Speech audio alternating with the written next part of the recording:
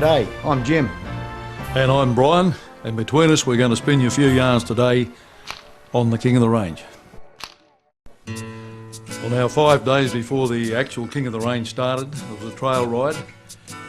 It started from Mount Parry out on the western side of the range from Murrurundi on the creek known as Cattle Creek, progressed across to McDonald's Creek, Little Jacks Creek, Millers Creek and Parrawina Highlands, where they crossed the range from the western side, Liverpool Plains side to the Upper Hunter.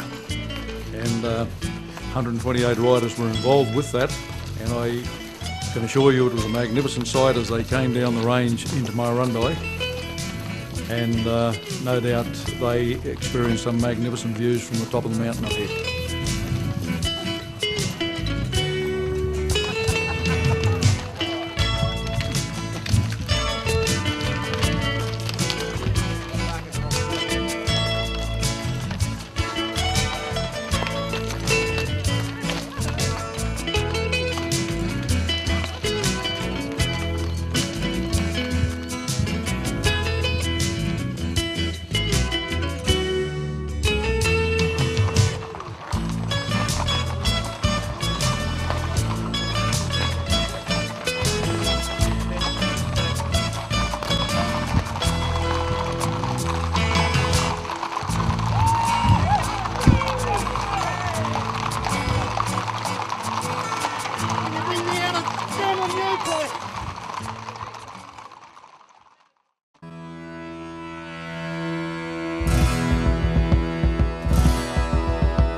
His name was Bung McGuinness, a legend of his time, from Glenrock to Tamala and down the timberline.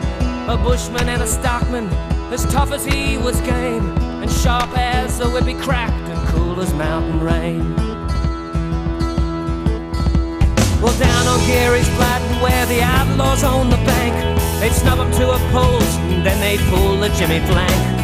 People came from all around whenever he would ride. Old Bung would roll himself a smoke and be hollering outside. Here's to you, Bung McGuinness, everybody knows your name. A bushman and a soldier, the king of the range. High in the saddle, no better held the reins. Here's to you, Bung McGuinness, the king of the range. In 1915 he signed up for that bloody war, a trooper in the Light Horse, fighting on a foreign shore. In the black of night, out on patrol, a bullet struck him down. He climbed back in the saddle, just to fight another round. Here's to you, Bung McGuinness, everybody knows your name. A bushman and a soldier, the king of the range.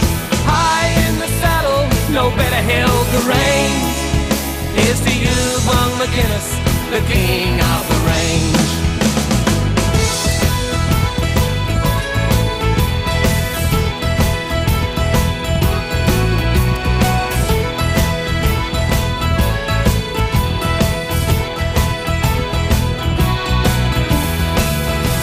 He came back home to Glenrock with a medal on his chest. In those stringy bark stockyards, he was finally laid to rest. He died up in that saddle, I guess some things never change. His ghost still rides the watersheds, the king of the range. Here's to you, Bung McGuinness, everybody knows your name. A bushman and a soldier, the king of the range. High in the saddle, no better held the reins. Here's to you, Bung McGuinness, the king of the range. Here's to you, Bung McGuinness, everybody knows your name. A bushman and a soldier, the king of the range. High in the saddle, no better held the reins. Here's to you, Bung McGuinness, the king of the range.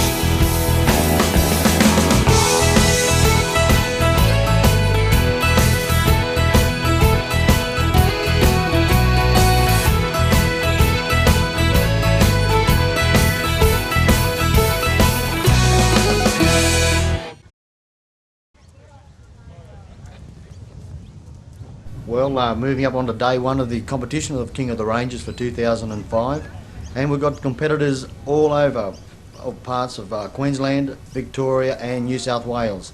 So in the 46 competitors, in the open competition and the ladies and the juniors, it's good to see the big roll-up of the numbers come back for the following year, the lead from the 2004, and a good lineup of competitors for 2005, Brian.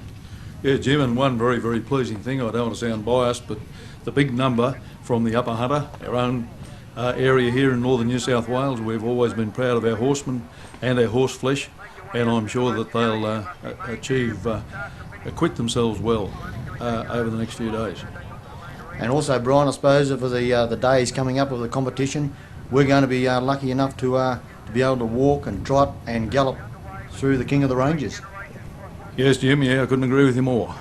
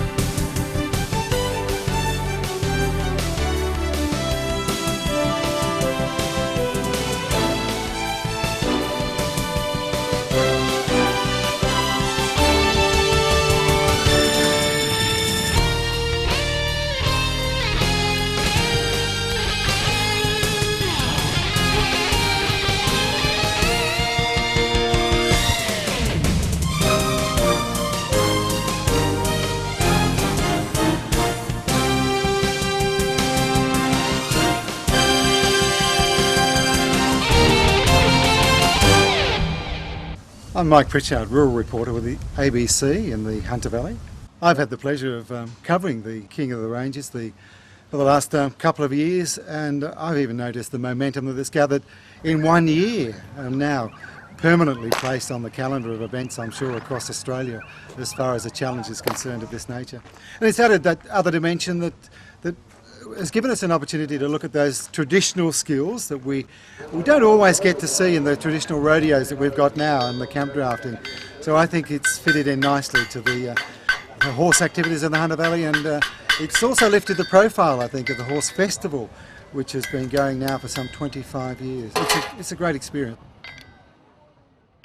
Well, now with the horseshoeing, a lot of traditions here today, but the horseshoeing is one of them, and no doubt, Jim, you've tacked a shoe or two on in your time, and one thing I noticed, there's no bad language coming out of these fellas shoeing the horses, which is a very, very strange thing to me. Yeah, Brian, and I learned a fair bit about shoeing years ago, and the easiest way I found to do the shoeing was open the gate and shoe them out. Also, over the years, Jim, no doubt you would have heard it, there was always a lot of controversy about cold shoeing or hot shoeing, and of course I wouldn't like to join in the argument one way or the other, but this is certainly a tradition that had to be done in the bush from our pioneers right up to the present day, really, unless you employ a farrier. There's plenty of them around at the moment, but if you're out in the bush and a fair way from a farrier, and also the farrier is expensive, there's a lot of people that still do their own shoeing. Brian, and these days too, it's a real tradesman's job, and with the amount of farriers that we have registered here in the Hunter Valley with the thoroughbred horses and the stock horses and all the sporting activities that take place, I suppose you look in the Hunter Valley area alone these days, you could be looking at maybe 150 to 200 registered farriers that work 7 days a week within the horse industry alone. Yes, Jim, I couldn't agree with you more, and not only I notice now that there's a lot of competitions for farriers held with most of the horse events around Australia.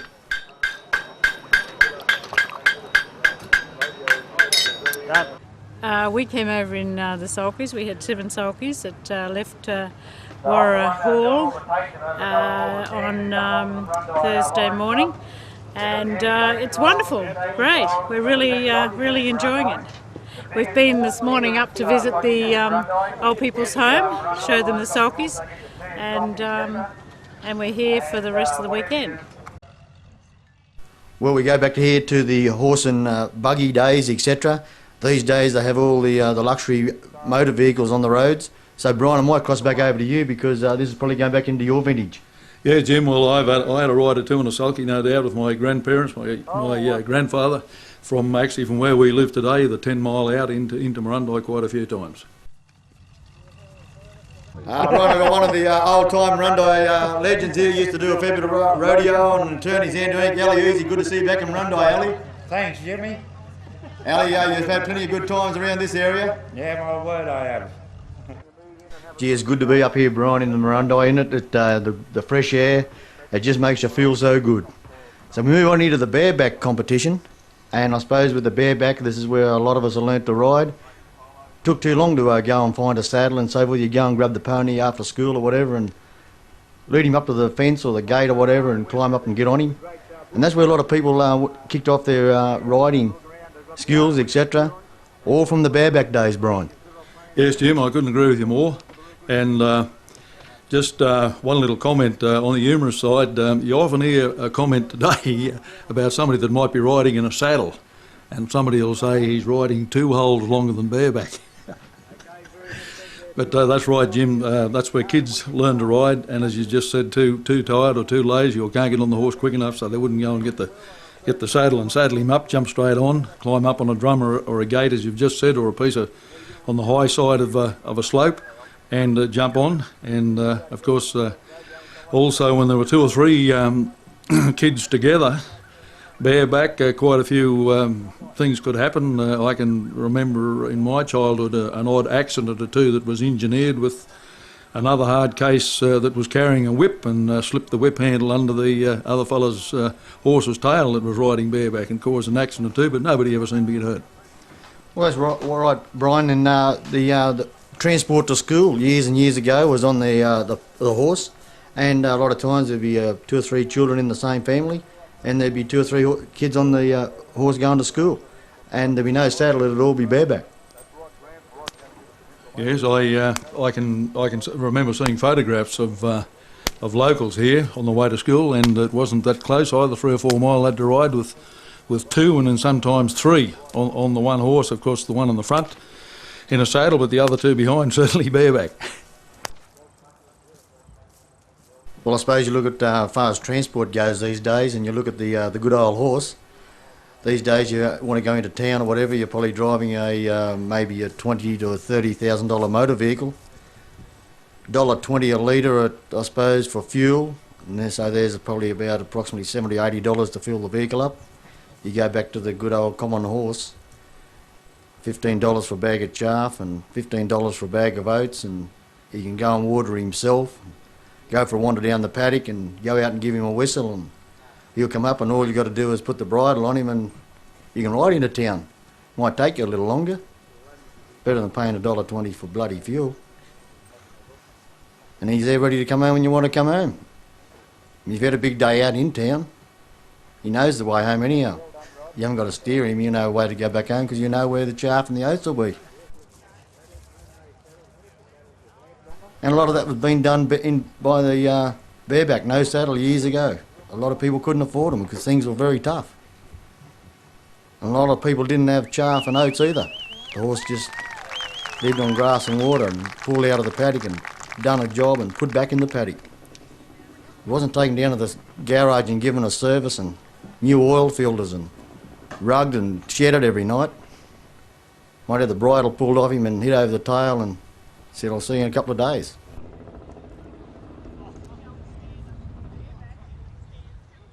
Now, the relationships that you can form with your horse, being good mates, you can get them to do special things for you because I know that you're going to look after them and reward them later on. It's very hard to do that with a motor vehicle. It's made of steel or plastic these days.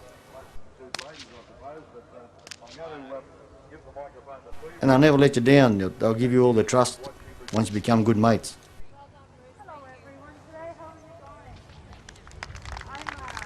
This year, feeling pretty good actually. I had a first go last year, and this year I'm enjoying it fairly well, And I think I'll have to practice a bit more for next year by the look of that. Oh mate, this is my first year. We're having a lot of fun. We've only done one event at the moment, and we went all right in the pack saddle. So I think we'll go all right. Offside. Well, now as you can see, this is Shane Easy, competitor number 41, and the Easy name, of course, in our area here, Upper Hunter and Liverpool Plains area, is really a household word. of present time back in the 2000 Olympics. Of course, the easy name was well to the fore in the equestrian field, but what Shane is doing here, no doubt his ancestors would have done many times when they first arrived in this area. That is pack a pack horse and lead it. Possibly may have been on droving trips, or a lot of places that had, even in the years when the motor vehicle came, the motor vehicle might take them out to a job on the Monday morning, and they put everything onto a pack horse then and go to a hut and camp in the hut for the week. Or in many cases it was the only, way back of course, the only means of bringing in supplies, particularly into some of this high country that we've got around here in the Murrurundi Upper Hunter area. And Shane, as you see here, he would only be repeating something that his ancestors would have done many, many times in the past.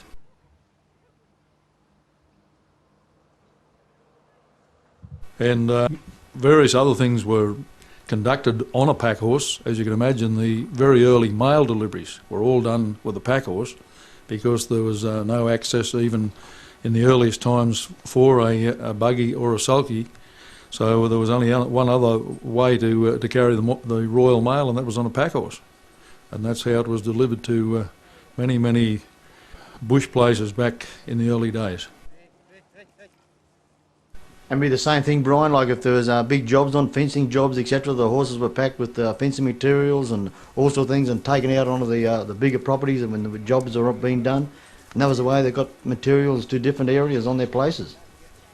Yeah, well, Jim, even in my time, I can remember plenty of fencing material being packed onto the backs of ridges. Excellent, having a lot of fun again. We've got the Bareback up now and we're all giving each other pointers on what we reckon will get us points for the freestyle. And maybe cheating a little with your jams, sticks. No, it's fun. Competition's good. There's some good people here, good competitors from all over the country really, down south, around Kooryong, Tumut, Queensland. Well, now this is the whip crack, and of course I don't think anything took our Australian stock whip around the world more than the Olympic Games, when the riders, with that magnificent opening and the cracking of the whip, and a lot of people I think overseas didn't even know that we had such a thing as a stock whip or carried one. And of course it's a great means of mustering.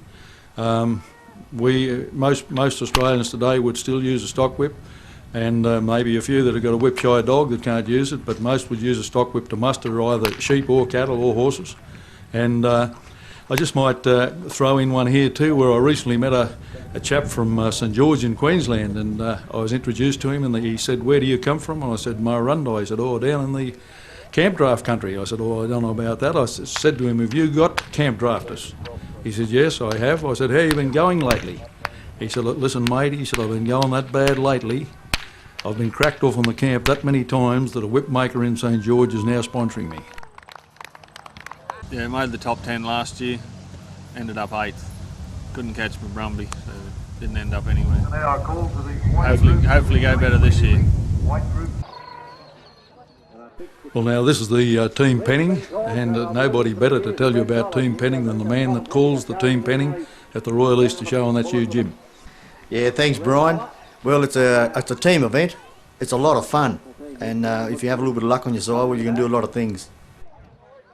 3 to a team, and there could be 25 or 30 head of cattle in the arena, and 3 of those cattle in there have got the same coloured collars on. There'll be 3 head of cattle with red collars and 3 with yellows and blues, etc. It looks pretty easy sitting on the fence, but it's a team effort, and you just got to be in the right place at the right time. You're not allowed no more than 5 head of cattle over the starting line, and then you've got to put the cattle into the pen. And as I said there, it looks pretty easy, but when you're in there actually doing it, things can go wrong, and they can also go right if the team members are in the right position. And then you get those expert judges on the sidelines with their little comments as well, and they can get things mucked up as well.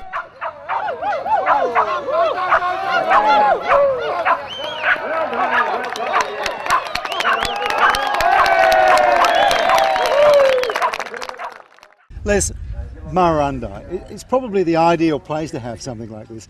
A great tradition behind rodeos for Murrurundi. That's one of the greatest things about it, Mike.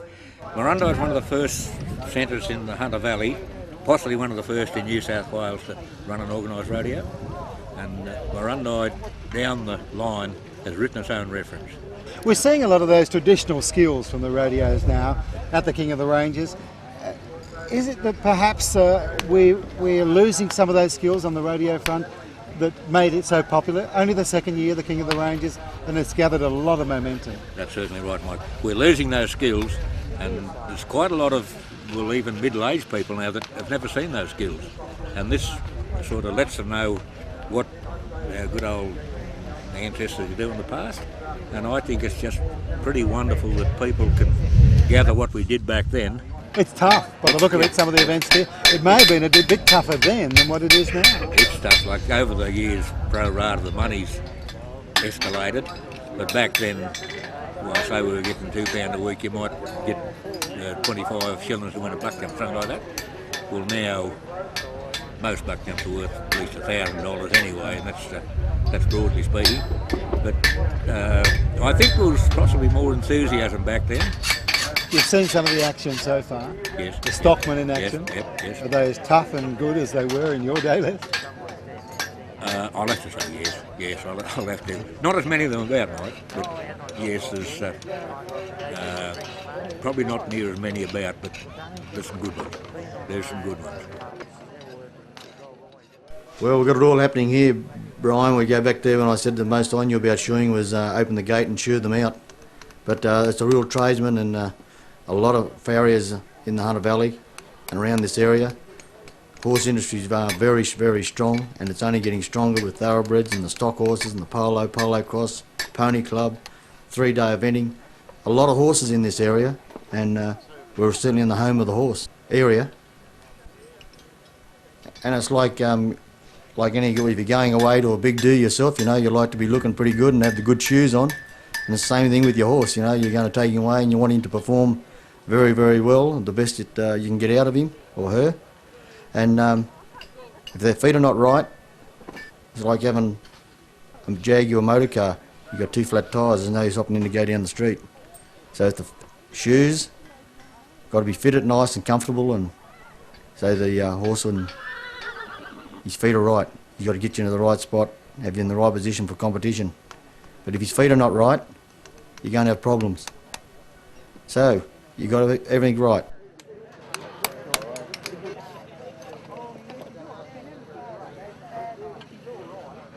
Oh, feeling pretty positive so far. Only had one event, but got my good events coming up, bareback obstacles, so looking forward to that.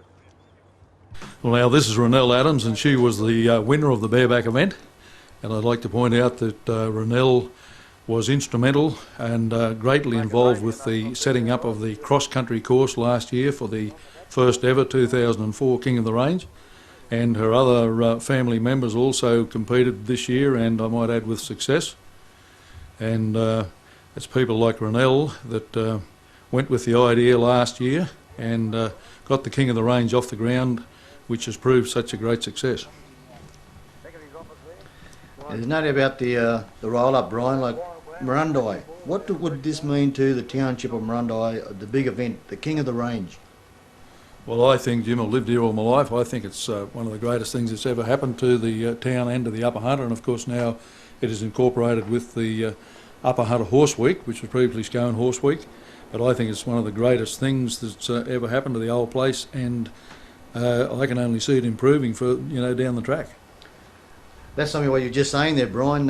You say the Scone Horse Week will now become the Scone and Upper Hunter Horse Festival, etc. And now the King of the Ranges comes on board, and we look at the festival runs over 16 days. It means a lot to the Hunter Valley, doesn't it? And the class of the competitors and the horses we've got here, and these events that can be staged here locally within our own area. And Jim, the publicity that it must bring to the Upper Hunter, it's covered right around Australia. It's just not in northern New South Wales here, and quite often I know recently been on a trip or two up into Queensland, and when you mention where you come from straight away, they can either identify with the Scone Horse Week or, well, the great horse area that this area is. And this year, of course, anyone that was there last year and again this year would have to couldn't help but notice the commercial exhibits that were along in that lane over the 3 days. And I think you and I and Des, we interviewed quite a few of them. And I think they went from 2 or 3 last year to somewhere about 20 this time. Yeah, it's amazing, Brian, and the way that the whole area has responded and got behind this committee to form such, when it probably first kicked off, may have been only 10 people involved and went away down to Kooryong and seen the first one, and then some of them started going down there and competed as well. And to come back home and get the idea going right from scratch to bring it up to where it is today, and we've seen last year and the way that it was accepted here in 2004, 2005, and you look at we have the exhibitors, the crowds that are starting to turn up here on day one, and we've got 2 more days to go, and it means a lot to Murrundi and the area. Well, I think, as probably said elsewhere on the video here, whether I'm not sure what the final result was, but the day one gate takings, I think, doubled the day one in 2004. So that is a great indication in itself of how it has taken off. And as I said, I'll repeat it again, I can only see it going from strength to strength. Another thing about it, Brian, too, this sort of an event, the people like action, and there's something that they can go and watch, whether it be the shoeing, the whip cracking, the bareback, the pack saddle, and then they like the evening entertainment as well, where we'll have the steer ride and the poley buck jump and the dog's high jump. People like to go and see a lot of action about it, and they're going to get it all here in Murrundi at the King of the Range. It's amazed me, Jim, the interest that's in things that probably you wouldn't think would take off, like the whip crack and then that dog jump, as you just mentioned. The crowd, they moved right in on top of those little, started off with the junior competitors through to the open, and the crowd moved right in close. The same with the dog jump. It's an event that has created great interest, tremendous interest for the public. Yeah, there's certainly no doubt about that, Brian. There's something for everybody, and if you've missed it in 2005, make sure you get back and tell your friends about it for 2006.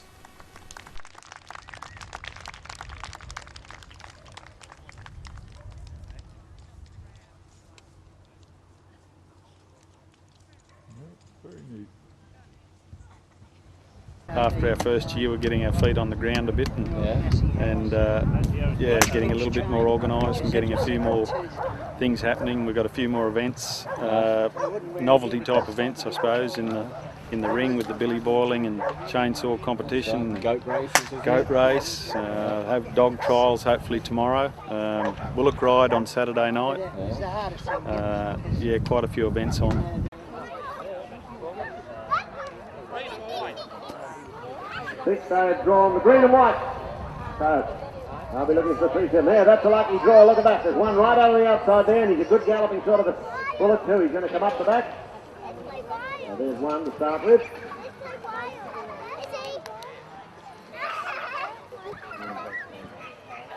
Two to come.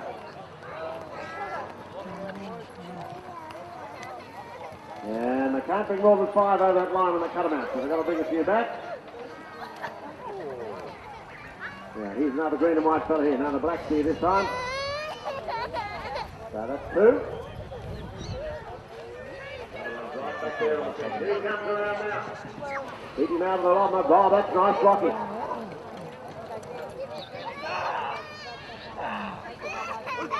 Right, so they run him around the corner here. Here he goes up to join his mate. Now they're going to come and block this back.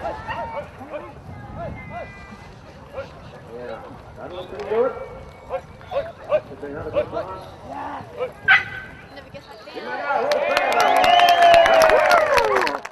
So Tony, literally a fellow was coming along and he said, "Can you just hold my horse for me?" That was 4.5 hours ago. I've been standing here ever since. Now this is competitor number 49, Megan Richards. As you can see there, she's just put the pack saddle on the horse, and now she's doing her best to correctly pack those 2 pack saddles.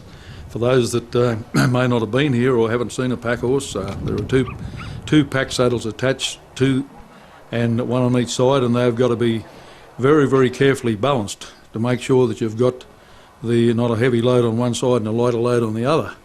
And as you can see there, she's got them on, and now she's putting the tarpaulin over the top, which you'd need if you were going to camp out, and she's securing it now in the correct fashion. The pack horse, as we mentioned earlier, has played a very, very big part in our part of the world here, and I'd just like to tell a couple of stories. When I was a child, and there were a lot of pack horses still being used, and I can remember one of the old characters that lived here in the district, and he had a motor vehicle on the property that he worked on. He'd drive out to it on the Monday morning, where he'd left his horses over the weekend on the property that he worked, and the hut that he camped in was right up on a high top. So he'd get out of the car, catch his two horses, saddle horse and a pack horse, and pack the pack bags as you've just seen there, and do it correctly. And of course he was going out for the week, and it was in the winter time, and he had his favourite brand of rum, a bottle of rum, and he used to always tell us that he'd put the bottle of rum in the pack bag alongside the horse, not on the offside in case he broke it going through a gate. He was very, very, I don't think there was a great emphasis placed on the rest of the food that he had in it, whether it got damaged or not, but he had his priorities right with the bottle of Bundy rum. Now, another story that comes to mind from some of our early pioneers, and I know this story is fact, to were three families that shifted from the Wollombi to the Timor Murrurundi area together. I won't mention their names, but those listening to this would know who they are, and one of the mothers of the families had an infant son, and she rode a horse from, I think it took them about 10 days from the Wollombi to here, and she rode a horse and led a pack horse, and on the pack horse she had the infant son in a cane basket on one side, and to go back to emphasise about balancing the load, and they had a sucking pig in a corn bag on the other side, roughly the same weight as the infant child, and that is fact. And they came from Wollombi to this area in 1868. That story has been handed down to me, and I can vouch for it. So the pack horse has had a big career since Australia was first settled.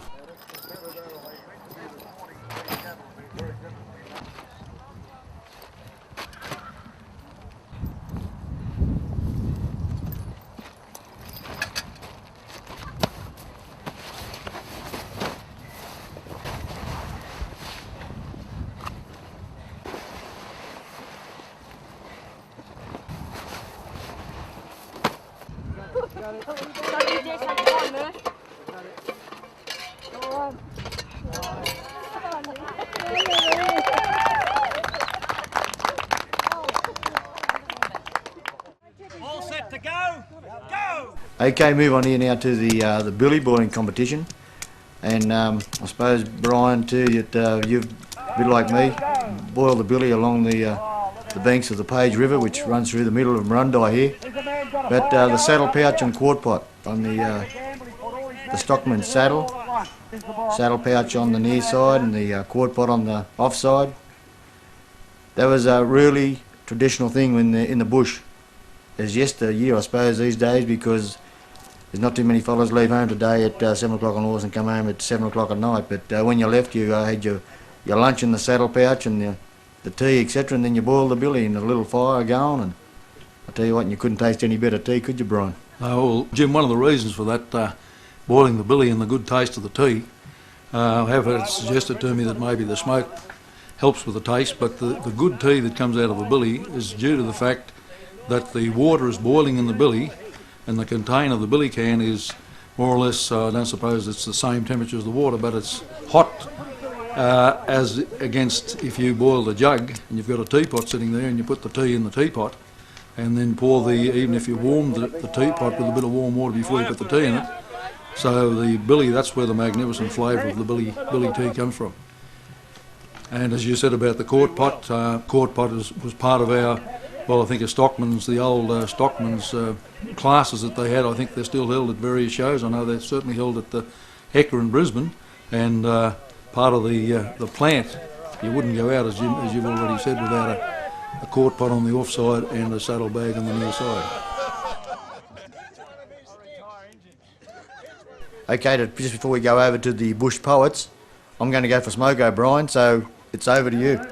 Well, thanks, Jim. Well, the Bush Poets, no place is better endowed with Bush Poets than the Upper Hunter. We've got some excellent ones. And this one's called The Drover's Yarn. A drover it was that told this tale in the bar of the Top Hotel. He hooked his boot through the Marsport rail and his gaze through the doorway fell. Back in the 30s, he said it was, in the days when my beard was black, I was coming in from VRD with a mob and away Beale track. In days to come we'll wander west, across the range again. We'll hear the bush birds singing in the green trees after rain. We'll canter through the Mitchell grass and breast the bracing wind, but we'll have other horses, our chargers stay behind. Around the fire at night we'll yarn about old time. We'll fight our battles o'er again, and as the days go by, there'll be old mates to greet us, the bush girls will be kind. Still our thoughts will often wander to the horses left behind. One afternoon my auntie Ted said to Bung, would you have time to shoe my horse? And Bung said, oh, by heaven, Teddy, if I haven't got time, I'll make time. And this little 9-year-old girl said, how do you make time, Bung? He said, oh, by heavens, you just knock off early. Gentlemen said been on 100 days racing.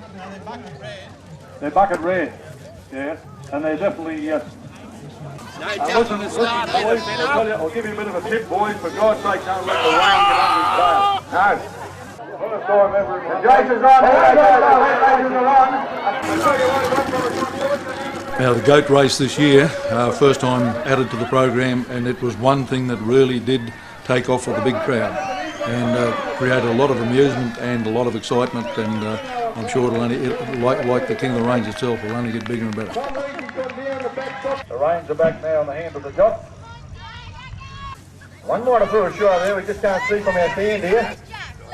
But he should be ready to go. Go! Starters on his platform, they're racing.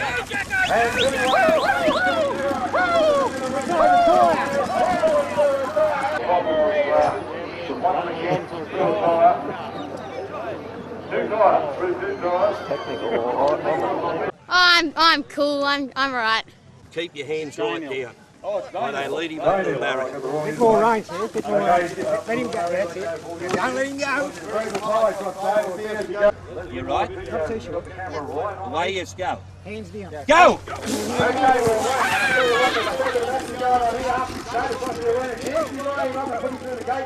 Oh, she's ducked a little bit of a wheel alignment. She's going a little bit of stride. Oh, she's going to run down to the bottom side of the gateway here.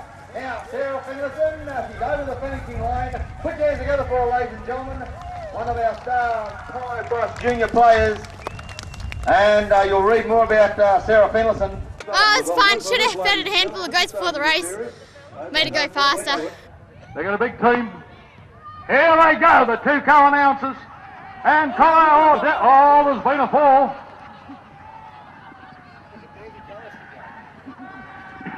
Quick pushy. Oh, here he comes now. The horse, he never got away at the barrier.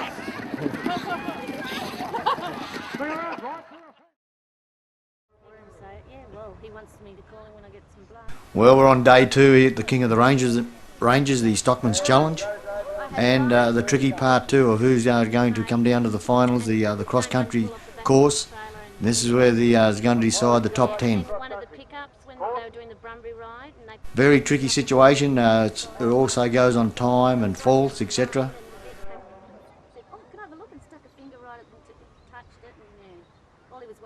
And a great setting up here in this area of the course. And I'm lucky enough to be sitting up here amongst the trees and the beautiful fresh air. A little bit of a change in the weather coming. And a little bit of a change is going to alter the standings at the moment too, with people going out onto the cross-country course. We've got our local identity here, Warren Bramley, born and bred in Murrundi. As the weather changes a little and the cloud starts to come down around the range, So Brian, a great atmosphere up here in the cross-country section, and this is going to decide the men from the boys and the ladies from the girls, and who's going to get into the top 10. This is one part of the Stockman's Challenge where they're all fighting to make sure they get into the top 10 for the final tomorrow. Yes, Jim, this certainly sorts them out, and as you said, a great, very picturesque course. The area that's owned by the local Shire Authority, and we're very, very fortunate to have a cross-country course adjacent to a rodeo camp draft area all together. I doubt if you'd find many places in Australia would have the opportunity to have these both side by side. This is a magnificent course. A lot of hard work was done last year with this, as I did mention earlier, and logs were brought in from out in other areas and placed here. They just weren't here. Most of the material, as you can see, had to be bought here. And Jim, I'd just like to mention this place, this area here where the rodeo is held, our rodeo is held annually, is a place of history.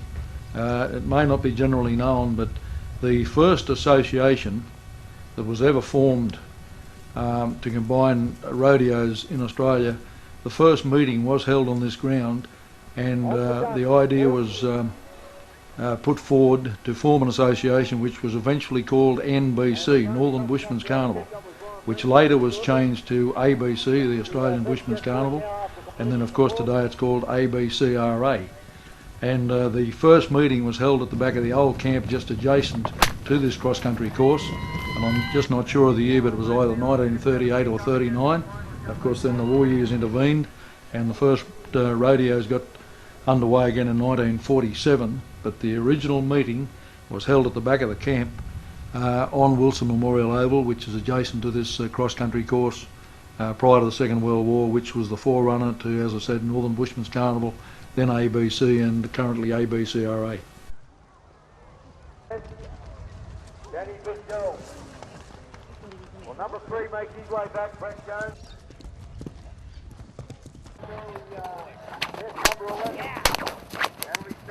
Brian, you've been a local identity about here for many years. Brian, how long have you been involved with the Murrundi Bushman's Carnival, rodeos back in the early days? How long have you been doing the announcing? Well, the announcing, Jim, I first assisted Jack O'Brien, the late Jack O'Brien, who was one of the tops at the time, including the Royal Easter Show, and I assisted Jack from the mid-60s, 1960s, and I think I called every rodeo or assisted somebody else, or someone else assisted me up until 1990 in the 1990s. And then I've had a bit of a went into retirement in a fashion and had a bit of a stint the last couple of years, and of course I've got great pleasure in being involved with the King of the Range last year and again this year.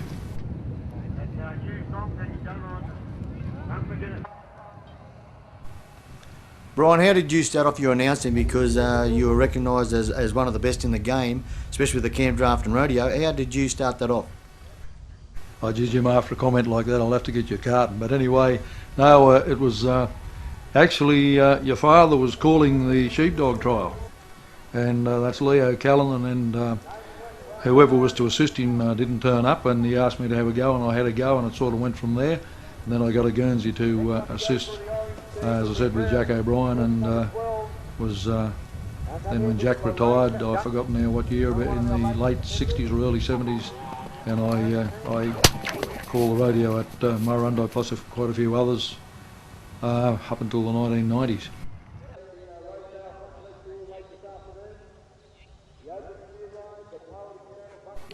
Well, Brian, we're seeing a lot of competitors here for the Stockman's Challenge here at the King of the Range 2005, and there's going to be some competitors coming out of here, and the top 10 tomorrow, for instance, with the final on to be held tomorrow evening. Some of the top competitors that you've called here on this complex here with the camp drafters, some of the ones that come to your mind?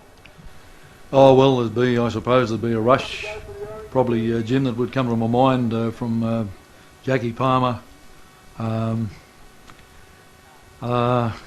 Well, locally, I suppose Jackie Palmer's local, Peter Taylor, and many of the others, a lot of the Clarks, and way back, of course, before I started, I can remember many top competitors. Probably one of the greatest lady competitors was the late Gwen Winter, and she competed here with a lot of success when I was only a very young fella, and I certainly didn't call her in drafts, but there's some that come to mind, including, of course, one of the greatest characters of the camp draft area. Well, two characters come to mind now, and I think that's your father Leo and the late Carl Mitchell. Okay, you mentioned on some of the competitors there, Brian. You must remember some of the great horses too, like in the racing industry. We can remember some of the great race horses, but you must also remember some of the great camp draft horses and their names. Well, Jackie Palmer, of course, as I mentioned, he had a string of them from Burger Breeze and July, and Carl Mitchell, of course, he had Dimray, Creeper. They're just a couple that come quickly to mind. I haven't sort of rehearsed this, and other horses that really their names just on the spur of the moment escape me. But most of the camp drafters that would have been run in the years that I did do the broadcasting here would have either won at the Royal Easter Show or went on to win Warwick Gold Cups. We've had a lot of competitors from the Upper Hunter win the Warwick Gold Cup, as you'd be well aware. Make sure the things go right. You have any force on the way, do you know? I think I was clear, Jim. Well, you look pretty clean and clear to me, Ryan. The weather here, Brian, like it's like an amphitheatre, isn't it? Like here, the complex over here. I'm lucky enough to be still sitting up here in the paddock at the moment on my old grey horse, and I wish it was the bottle of white horse I had with me, because it's just starting to cool off a little bit up here. And but as the weather, it's just starting to change here in Murrundi here on the Saturday evening, and as I just mentioned, it's like an amphitheatre. The low clouds starting to come down around the ranges, and that's what we're here for, the King of the Ranges, the Stockman's Challenge. Well, I think, Jim, yes, by the look of it, there's quite a few will be going for the oilskin coat here, bit of a light scud, and we just hope that it doesn't interfere too much with it. But that's quite often, this is a southerly change coming up, unfortunately doesn't bring a lot of rain to this area from the south.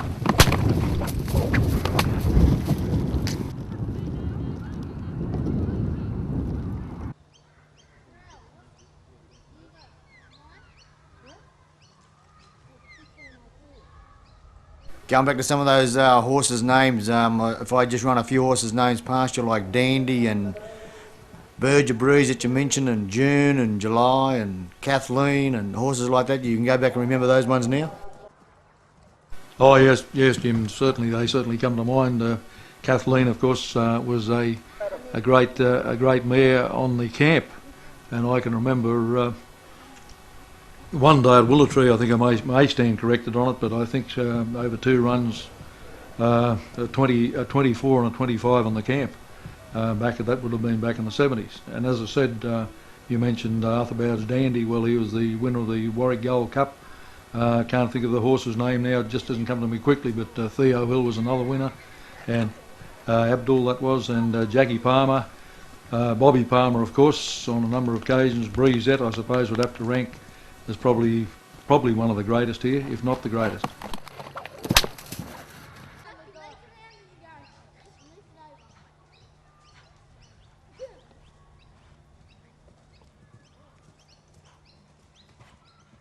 Brian, you've seen many changes happen within the industry, like camp draft, the rodeos, and you see this sort of thing happening today. You wouldn't have never thought that you'd be seeing such an event like this, the King of the Ranges, held right here on your front doorstep at Murrundi. No, the idea was certainly a great one. Of course, as we know, the locals, some of the Upper Hunterites went down to Corryong and competed and saw what went on down there, and then brought the idea back. And Merv Nicholson, of course, he done all the hard groundwork, the hard yards at the start, and it wasn't easy. And the local shire, we had our own shire at the time, then the Murrundi Shire Council, and he put it to the then our shire mayor, that was Earl Kelleher, and the local authorities accepted them with open arms, and that's how the King of the Range got off the ground just a bit over 12 months ago, 2004. Later on down the track that our shires become amalgamated, like Merriwar, Scone and Murrundi. Now we're all one, Now we all get together and work in with one another, and everybody gets a little bit of the cake. Yes, Jim, it's a big change for us, particularly you know, when you're used to a fully fledged shire office in your town. But it is a big change. But so far it's worked very well, and I just hope, particularly, I know shires are about roads and bridges, but also today our sporting population has got to be catered for, and I just hope that all these great sporting facilities that we have here, and no doubt Merriwar have the same over there because they're in the same situation as we are, I hope they're still catered for into the future.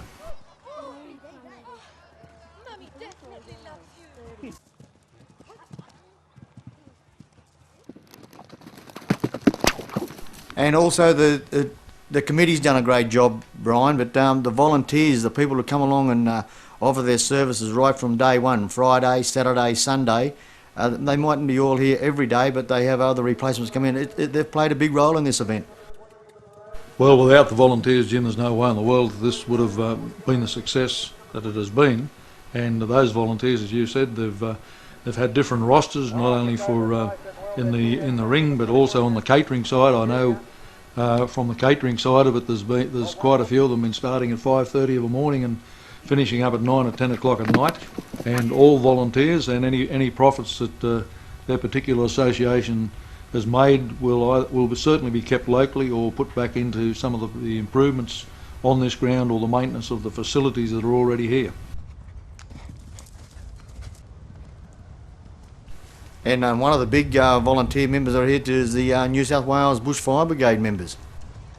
Yes, Jim, well, they do a great job, there's no question about that, and I saw them here in their strength, and as always, they're all volunteer members and always do a great job, and great to know they're about, especially if you happen to have a fire on your property, and they are doing a great job here as well.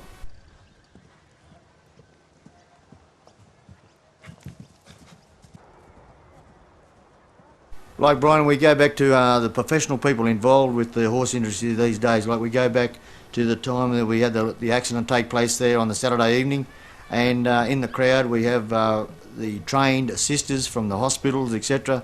in our area, and also lucky to have the doctors as well attending as a spectator. But we had all the ambulance men, the paramedics, etc. Very, very lucky to have those professional people involved with these events. Well, very lucky, Jim, to still have them all based here. A lot of places our size hasn't got a doctor today, and also the other medical profession that you mentioned. There was no. I noticed there on the there was no hesitation in one or two of the trained sisters, local trained sisters, came straight forward to that into the ring to that young fella's assistance. But we were very, very grateful to have our locally based doctor, sisters, and ambulance on the job. Brian, I suppose we're lucky too that, as you just stated, we're lucky to have them still in our area, etc. But because you live in a place like Murrundi and the king of the ranges, like the old generation, they lived out in the mountains and the hills, etc., and they never got sick very often. But when you're in a place like Murrundi, the king of the ranges and the cloud coming down, well, there's no way we're going to get crook, is there? No, probably not, Jim. And well, if the cloud comes down, there's no way they're going to get a chopper in, are they, to help you, to take you out. So there's no, that you're dead right. And also, of course, it's a terrible healthy place. Oh, it's a very healthy place, but all on the ground. We've got all the right medicines all available here on the ground over 3 days. Yes, well, you were talking about calling rodeos over the years, you know, and we always had a great saying here when they'd come around and ask us to give the publican's booth and the refreshment booth a bit of a plug. So we coined the phrase, there was no need for anybody on the ground to be either hungry or sober, with two wonderful facilities operating like the refreshment booth and the publican's booth. But in saying that, you've got to be very, very careful today. Don't attempt to drive a motor car if you've satisfied your thirst.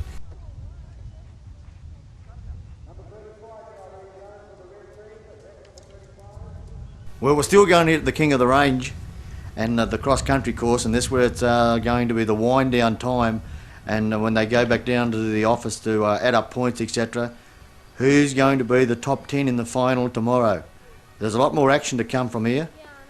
But I'll tell you what, there's another good friend of ours down around the ground here, Brian. Remember that fella that's bought us those cups of coffees?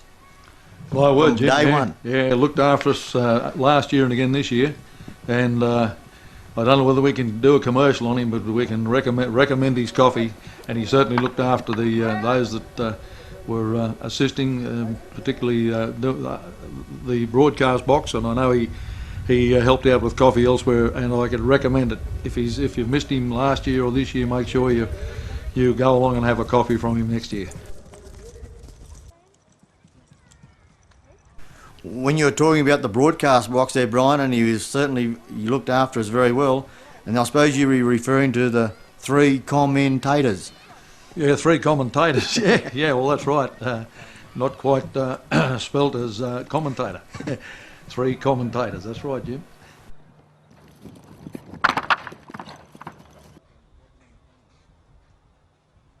And the exhibits that turned up this year, Brian, unbelievable. The trade exhibits. We had bush furniture, we had the light horse with the ember, etc. R.M. Williams, one of the big ones this year.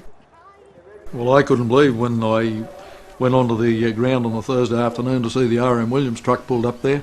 It was certainly a great draw card, and I know that they don't just lightly draw up their itinerary to where that truck goes to, and it was a really big thing to have the R.M. Williams truck at Murrurundi. Not taking anything from any of those other stands that were there. They all had quality products and were all they had great PR skills, all good people to talk to as we went along and interviewed most of them. And also the stand supplied by the Scone TAFE with those saddles and horse gear that some of their students had made, all very, very interesting.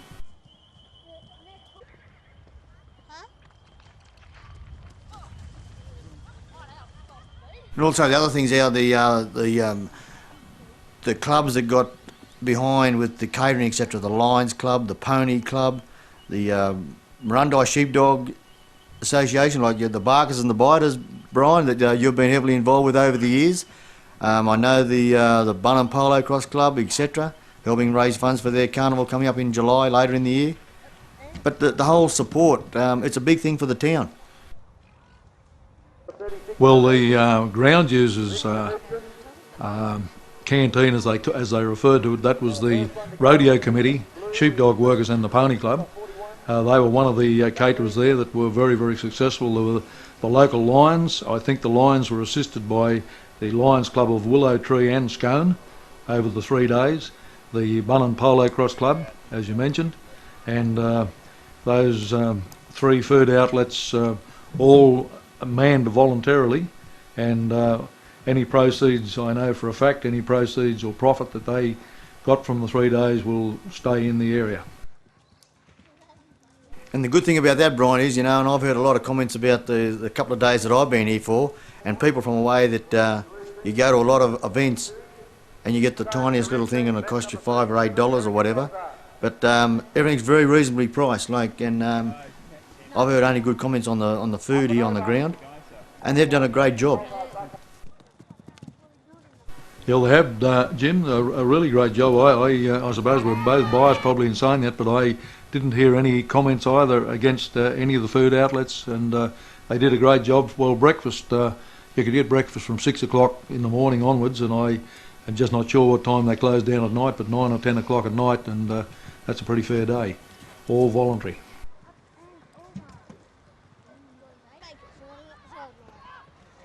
And the other members that have also supported, like you've got the members of the New South Wales Police that have helped when it comes to the traffic area and decisions have been made, the SES, the New South Wales Bush Fire Brigades.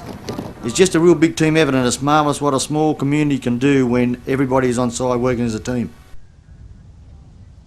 Well, I think they're all just as interested as you and I are, to make sure that it's a goer and go from strength to strength, and I'm sure with the support that they've got from all those different associations, I'm sure it will.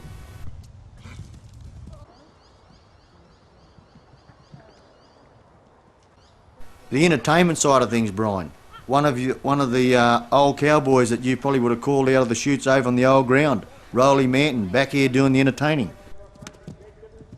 Yeah, well, Rolly, I've known Rolly for a long, long time. I just can't remember when I first met him, but Actually, Rowley was riding for a long time before ever I did any commentary, and he always had a great voice, a good guitar player, and he used to, when he lived in the Upper Hunter at Aberdeen before moving down to Nelson's Bay, or Salamander Bay I should say, where he lives today, he used to come along and perform after his rodeo days with his good voice and the guitar, and it was a great thing to have Rowley on the ground and to hear that great voice and his good guitar work once again. And yeah, I know for a fact that Rowley certainly enjoyed his stay here, and I bet you he's one fellow that'll be back next year. Of course, on the more modern scene, Steve Gibson, one of the top country and western entertainers now in Australia, has had success overseas, been over to Nashville and has made a lot of recordings, and of course his recording of the Bung McGuinness song has taken off like wildfire. The entertainment, it was well catered for.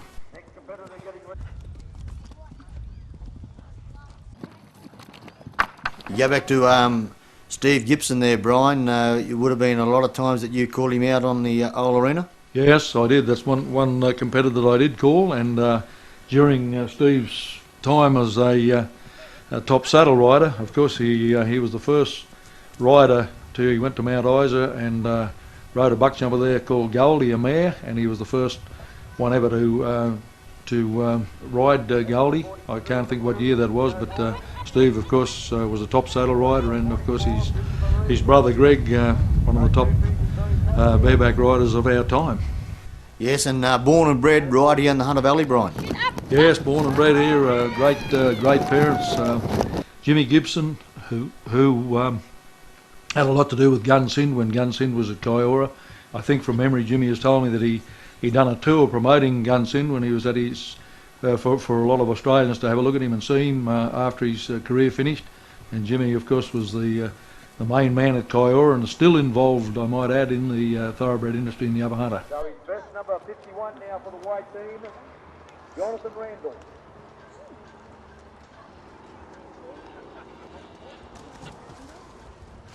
Brian, and in the crowd, like we've met people that come from interstate, etc.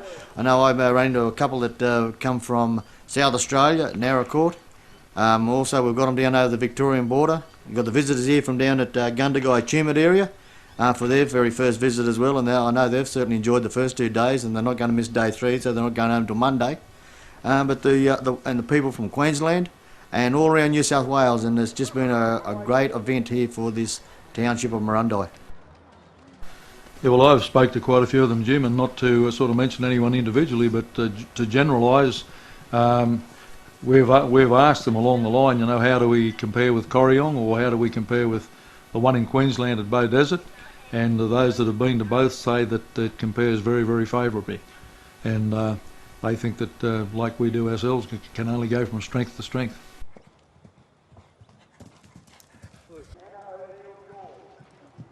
By the way, Jim, I was that impressed with the King of the Range last year, 2004, that I decided in a very humble way to pen a few lines of verse, and it goes like this.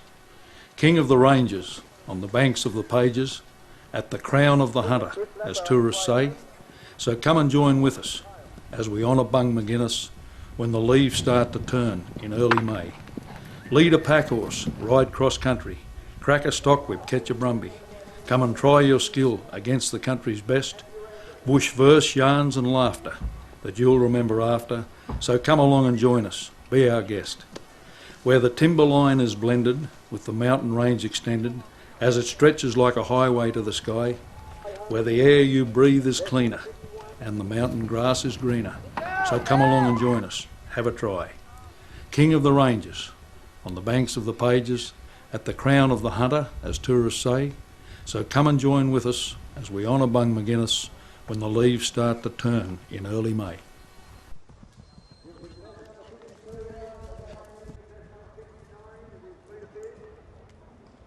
Well, in closing, I'd just like to say that I've really enjoyed the 3 days broadcasting here with my 2 great mates, Jim Callanan and Des Collison, who have helped out no end, and I think it's time that the 3 of us now adjourn to the bar. Yeah, we'll drink to that, Brian.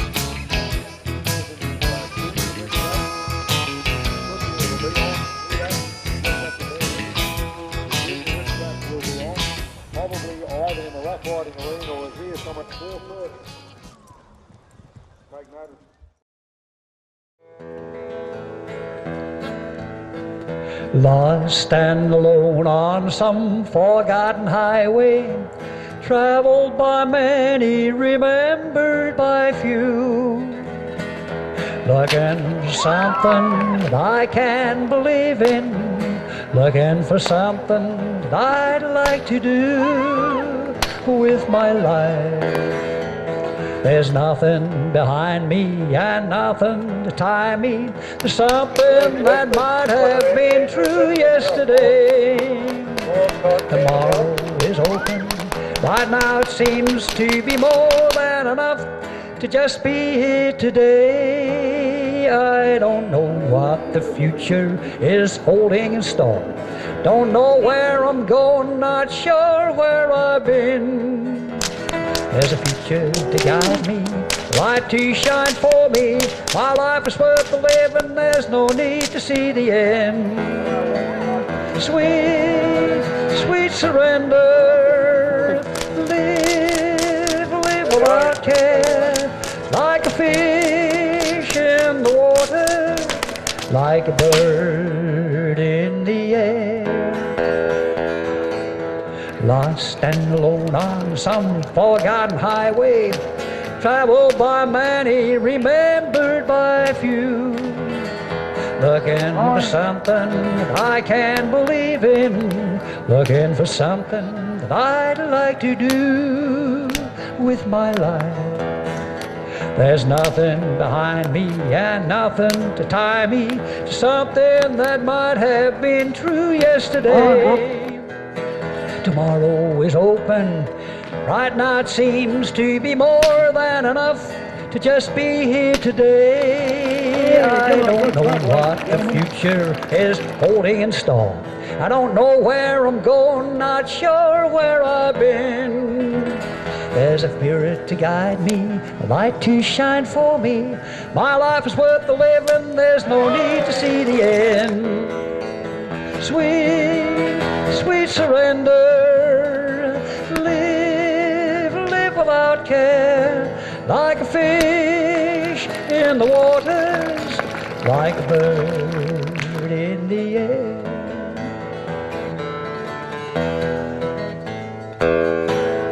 Thank you.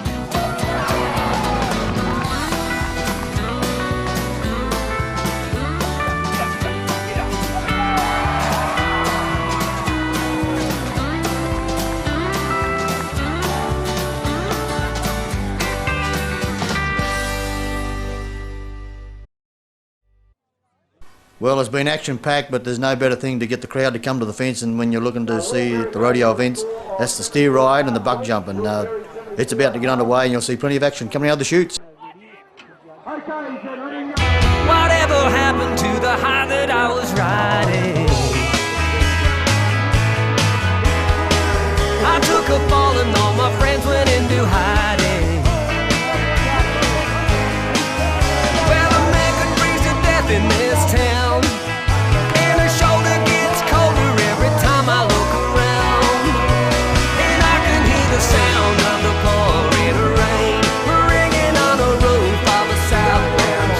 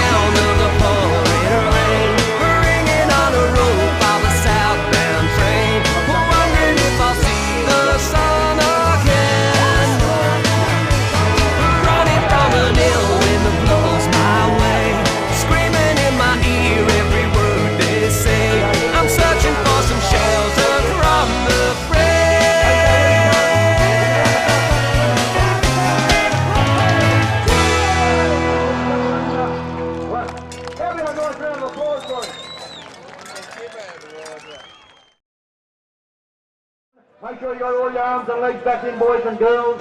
All eyes on chute number 2, the Mighty Wilson electrical chute. Here he comes, Chris Rapper, one of our contestants. In there, here he is, and there he's still with him, and right to right, he's everyone, he's up, he's down, he's around, and Chris Rapper.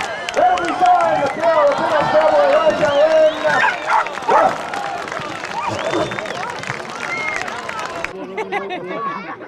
Okay, here he comes. This is Matthew Cummings. Here he is, out of chute number 4. Dig up there, oh, and he's down, and everything is okay. Okay, here he is, Pete Evans. Tune on, ladies and gentlemen, boys and girls. Get up there, cowboy!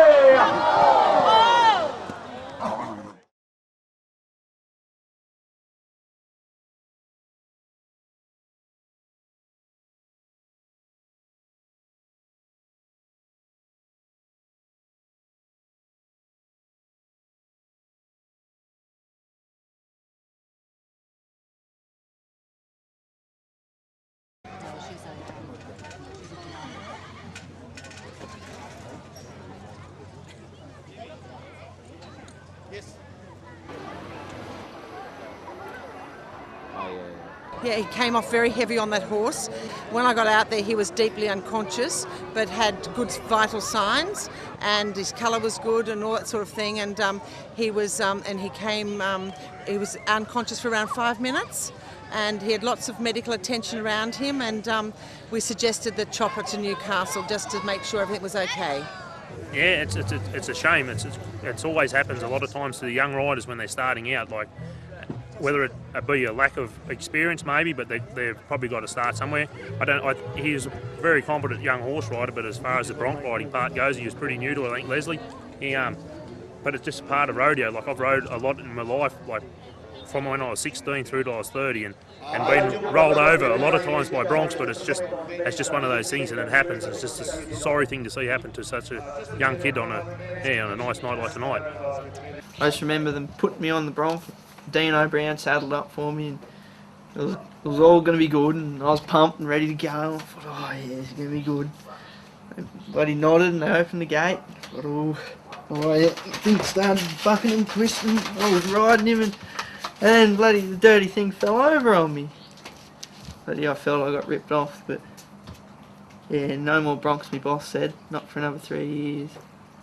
But I remember waking up the next day and woke up in the hospital bed thinking, what am I doing here? And found out I got a ride in Westpac helicopter, and yeah, so I'll leave me bronc riding until another day. I think I might give the bareback bronc a try next.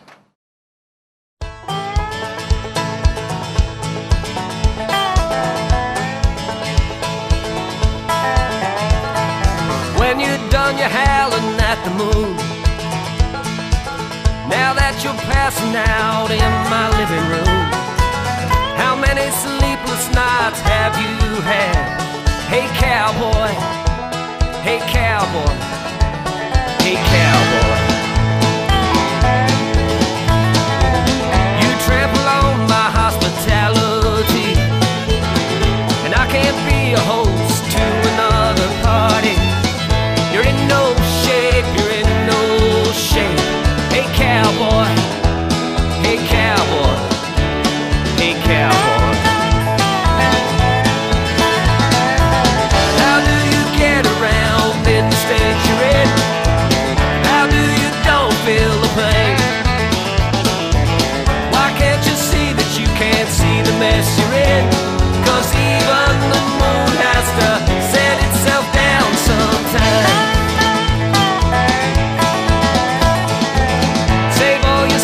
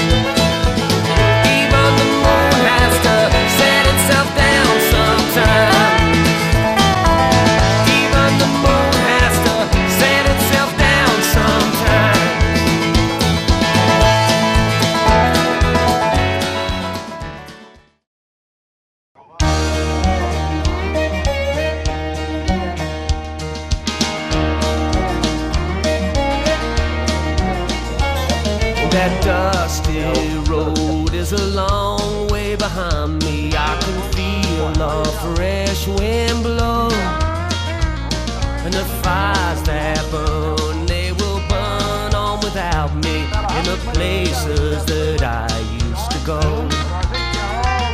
And the wheels that turn, they will turn all around me, and the world keeps turning too. And I'll make my bed in that place that you found me, and I'll run back home to you. Well, I know I've been gone for such a long, long time, chasing that rodeo down that line. And I've changed my ways, and I'll show you how. I used to be a cowboy, but I'm old right now. The days are gone, they're no more than a memory. They fade into my past, and I wake some nights from the dreams that beset me, and it all flies by so fast. Well, I know I've been gone for such a long, long time, chasing that rodeo down that line. And I've changed my ways, and I'll show you how. I used to be a cowboy, but I'm all right now.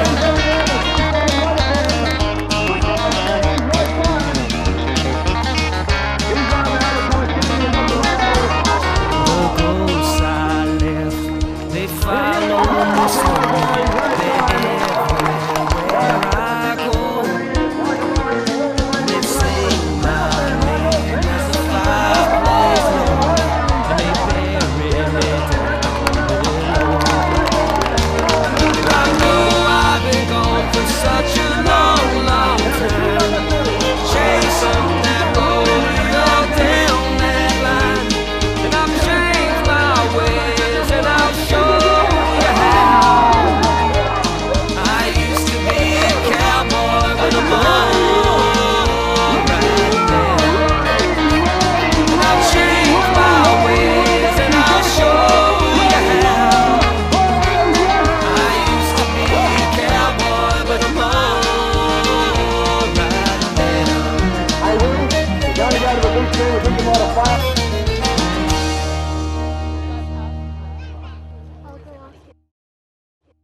Everybody's pretty even, I think. There's a few good blokes in there and they're going to be pretty hard to toss. It's been a lot of fun, a real learning experience, and the people just really good, really good. I've had a ball, totally ball. Real proud of my daughter, she's real good in the bareback, and a few other events, but yeah. Pretty confident I'm going to ride this horse, and I've got to be able to ride him because last time I rode I broke my arm in 7 places, so I'm pretty confident to do well on this go around. Real good, yep, it's going to be a pretty good challenge. Puts a bit of pressure on you being in first place. I think you're better off being down the line, a bit 4th or 5th maybe, but yeah, that's good to make it, yeah, real good. Righto, now the Brumby catch coming up next. As you can see, they're there in the ring, and they're all in great condition, and they came down from Toomalla. That's competitor number 9 there, about to attempt to catch this Brumby. He's carrying a rope, and he's only allowed 3 shots. That's 3 loops. If he throws 3 loops and misses on each occasion, well, he's disqualified. The loop, I might clarify, must leave his hand. He can gallop up alongside and more or less attempt to throw it, but if he doesn't actually throw the loop, clear his hand, well, that's not considered a throw. He's allowed 3, and if he misses on the all 3, well, he's out. He's also got a time limit on it, and there, just to explain, there is one throw that he's had, but it looked for a minute as if it was, but he has got him on it. He has got the Brumby, and these Brumbies are upper hunter bred. Last year we had several Brumbies that were brought up from the Snowy River area and blended with our upper hunter Brumbies, but this year, 2005, all these Brumbies were obtained in the upper hunter.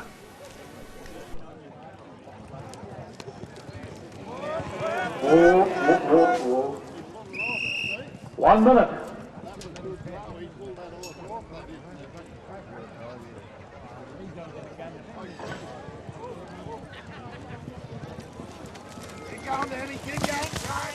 Well, you just like Whitey boy line, Hunter. Yeah, I got a dusty glove. Or Billy.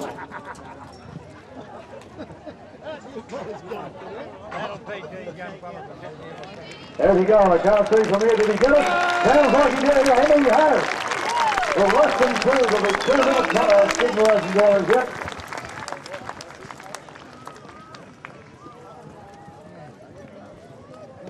I'll tell you something, the long trip from Camberwell to here might have paid off for Danny Fitzgerald.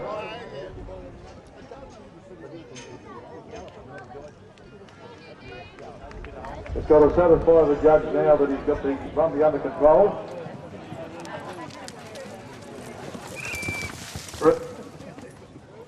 That's 2 minutes. 2 minutes gone. He's still got 2 to go. Yeah, mate. Just where I'm not right north.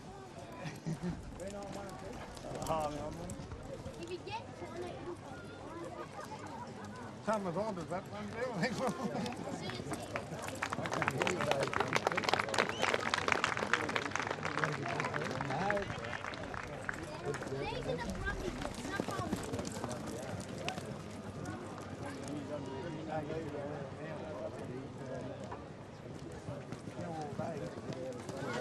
Whoa, whoa.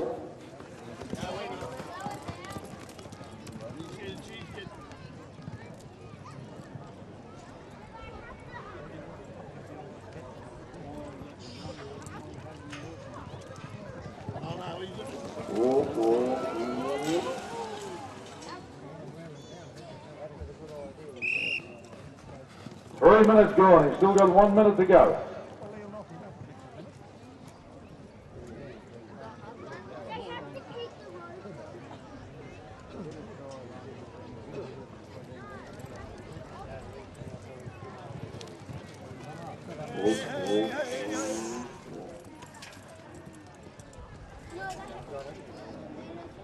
Good recovery because it did look a little bit dicey, but a good, real good recovery.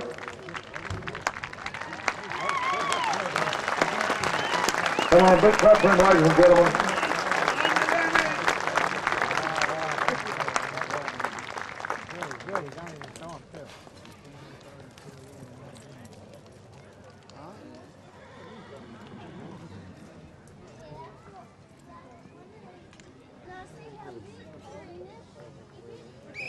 And there's the coin.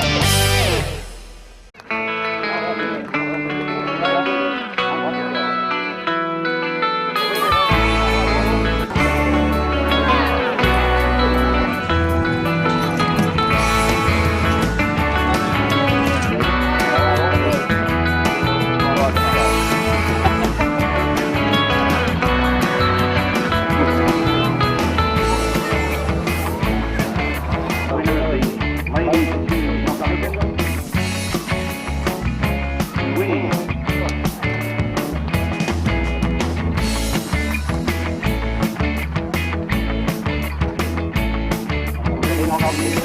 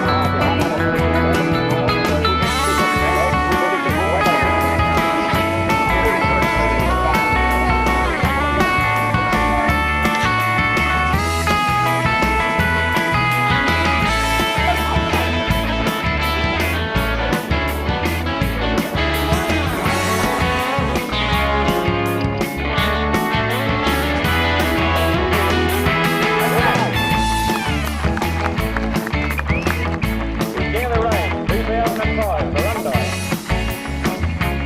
Let's go.